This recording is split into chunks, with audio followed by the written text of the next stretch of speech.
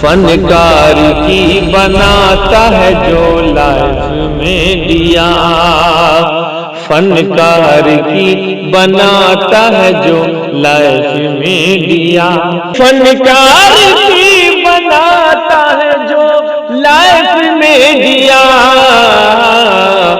عمران بھائی کا ہے وہ بس کیف میں دیا، عمران بھائی کا ہے وہ بس جی کیف میں دیا، کیف میں دیا۔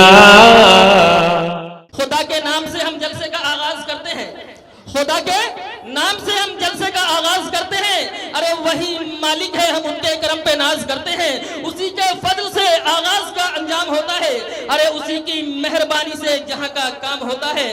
الحمدللہ وحدہ والصلاة والسلام علی من لا نبی بعدہ، اما بعد فقد قال اللہ تبارک و تعالی فی القرآن الکریم، اعوذ باللہ من الشیطان الرجیم، بسم اللہ الرحمن الرحیم، ذالک الکتاب لا ریب فیہ، صدق اللہ العظیم۔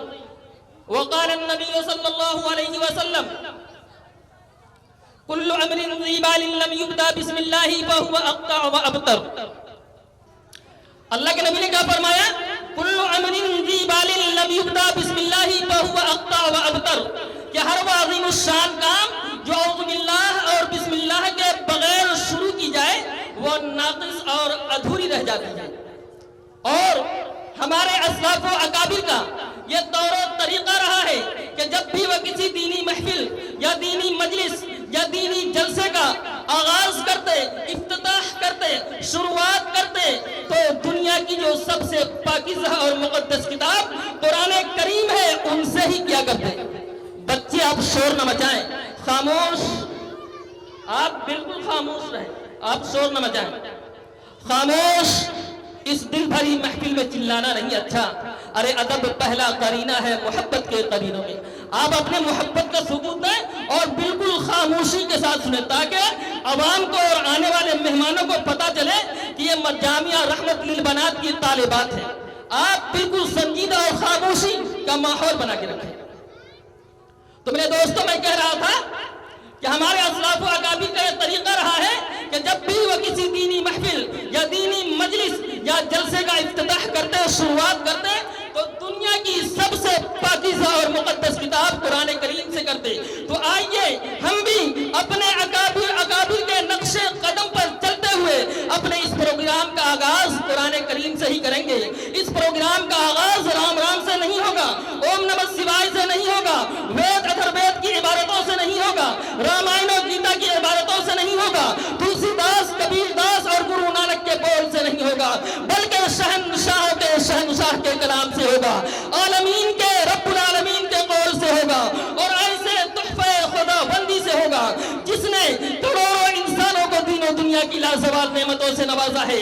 ارے جس کے کلام کو سن کر مسلم تو کیا، یورپین مورخین، انگریز مورخین، عیسائی مورخین، ہندو یہودی مورخین بھی حیران و ششدر ہیں کہ جس کے اعجاز سخن نے سخندانوں کے تخیلات کو جھنجھوڑ کر رکھ دیا ہے۔ کیوں؟ اس لیے کہ اس کلام کے اندر وہ مغناطیسی کیفیت ہے جو دلوں کو کھینچتی ہے، وہ راگ ہے جو اندر کی تاریکیوں کو منور کر دیتی ہے، وہ کیفیت ہے جس کو سن کر شجر و حجر بھی جھومنے لگتے ہیں، وہ نغمہ ہے جس کو سن کر روح سرشار ہو جاتا ہے۔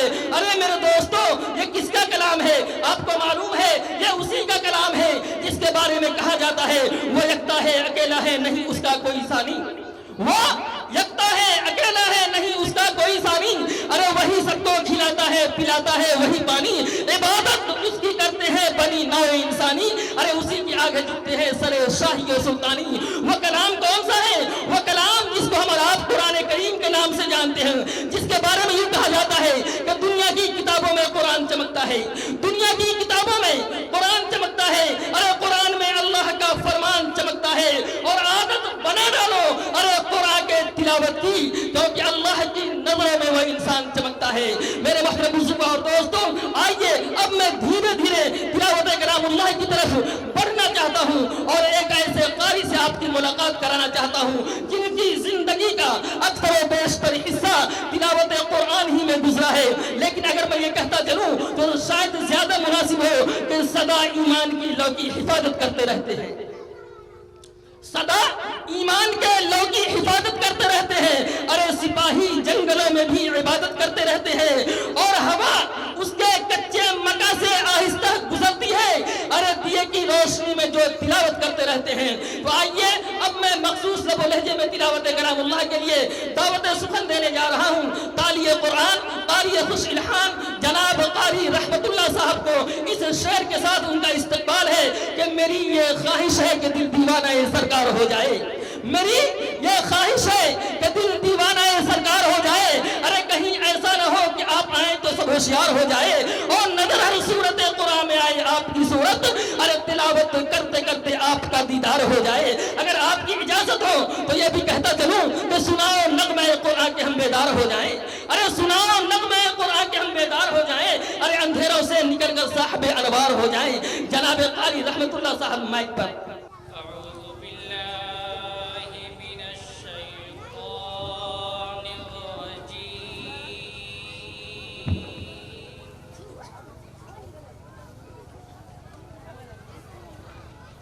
بسم اللہ